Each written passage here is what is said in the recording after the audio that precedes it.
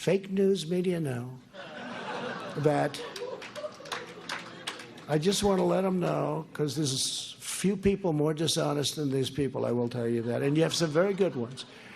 A hell of a lot more dishonest than most of you in the audience were. But I'm going to let the media know that I'm going to watch the process. I'm going to watch it very closely, and at some point I'll make a determination. But Roger Stone and everybody has to be treated fairly.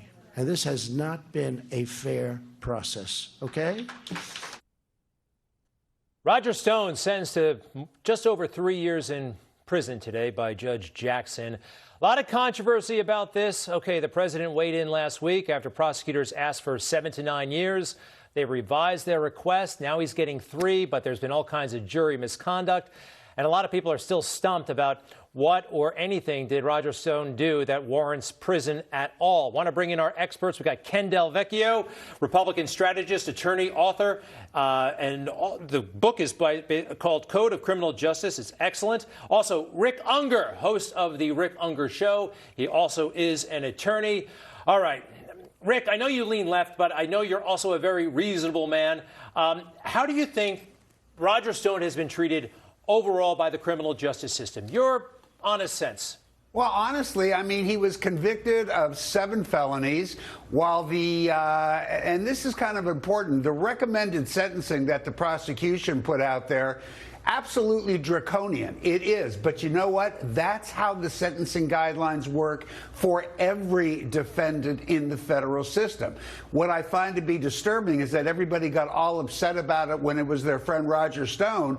But the reality is we should be upset about anybody in the system who is suffering from those kinds of draconian suggestions. As far, I heard you say, Greg, that there was all sorts of jury misconduct. That's a heck of a thing to say. We know the situation of the jury forewoman. Yeah, the tweeting all kinds of prejudicial stuff. Excuse me, let me finish what I'm saying. And you know what? As you know, Ken, because you are a criminal defense attorney, that you have the opportunity to do what we call voir dire. You can preempt jurors. Now, we know from the public record that she did tell them that she had been a candidate, a Democratic candidate for Congress. You also know that one's political beliefs and whichever direction they may go certainly doesn't disqualify you. Thirdly, you got to believe that on that jury there were some Trump supporters. Is that misbehavior? And most importantly, why didn't Roger Stone's attorneys preempt that woman if they were concerned that she had bias?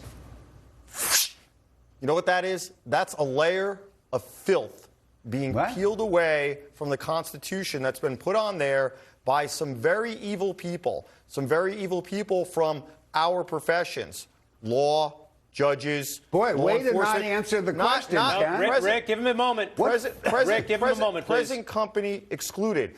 I need to take a step back first, and some of these people really need to be educated. Not you, Judge. But here's how it goes. Bill Barr, he's the chief law enforcement officer of the country. He has the legal authority to call up a prosecutor and say, you're not making the sentence recommendation, I am. He can walk into the courtroom, take over the case. Not what we're discussing. Hold on, I'm going to get there. This is a prerequisite matter, okay? Now, Roger Stone, he was wrongfully convicted. But we're going to take a step back, and we're going to look at. Let me finish. Let me finish. 1 second. We want to wrap. Go ahead. Let me finish. Roger Stone was wrongfully convicted, but we're going to take a step back. Even if he wasn't wrongfully convicted, sentencing him to 7 to 9 years is ludicrous. Sentencing him even to 3 years and 4 months is wholly unjust. Most people don't even get charged with these so-called process offenses. Most people, if they do get charged, they only get probation. He got the trial penalty. That's unconstitutional. Don't you think you should tell us why he was wrongfully convicted? If you're going to make that statement, I can tell you. Say, let me continue. Tell us why you make a statement like that. I can tell you. All right, wait a second. I want to go back to Rick for a moment, okay? There is such a thing as, and back me up here, Ken, prosecutorial discretion. Just because it says something in a book doesn't mean you actually have to ask the judge for it. Absolutely. Now, 7 to 9 years for this talking to WikiLeaks, which, by the way, is not against the law, But apparently he misled people because, let's face it, Roger Stone is a bit of a weirdo. Everybody knows that. He is. He's kind of crazy. No law against being crazy, but he's a little bit different. He lied about the most bizarre things if he did, in fact, lie. I can't see sending a guy that old to jail for that long, and I don't think it's just because, Rick, it's Roger Stone and he's a political ally. The president has been vocal about this. Criminal justice reform is a priority of his. So you know what? I can see that point. I actually can, Greg. I have to ask you this question. When was the last time you expressed that concern for some poor person off the streets of Baltimore who also got a long jail sentence? I could give you hundreds of times where I've done that. You're going to let me finish. Knock it off. Knock it off. It's okay. Everybody be nice. Everybody's having fun. You want to go ahead, Rick. Talking, Ken? Go ahead. I'll shut up. Go ahead. All right. Guys, come on, time out. When was the last time you expressed that concern for sentencing guidelines that were out of whack and draconian, because we see it all the time, for some guy who wasn't friends with the president? If you're asking me, when did you express that concern? Okay, thank you, Rick. You made your point. If you're asking me, by the way, when I saw that Netflix... I think I watched you. Maybe you did. Thanks. When I saw that Netflix documentary, Making of a Murderer, the idea when people that is very hot on podcasts right now. Have you noticed that? Yeah. I mean, the whole country is talking about, and also, I mean, the country had a big debate about the Central Park Five. I don't think any of them knew the president, although the president did know them.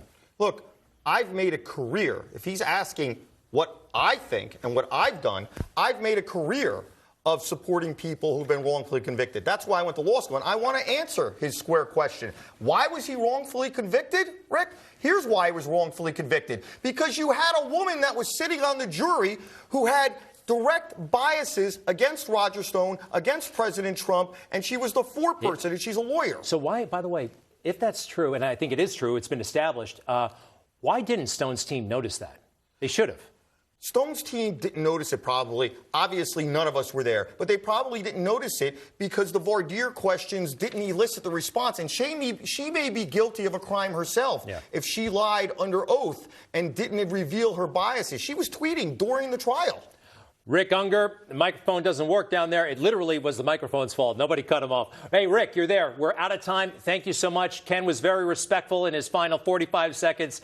Thank you both very much. We'll see what happens here. The president is watching very closely on this day in history. 81 years ago, there was a huge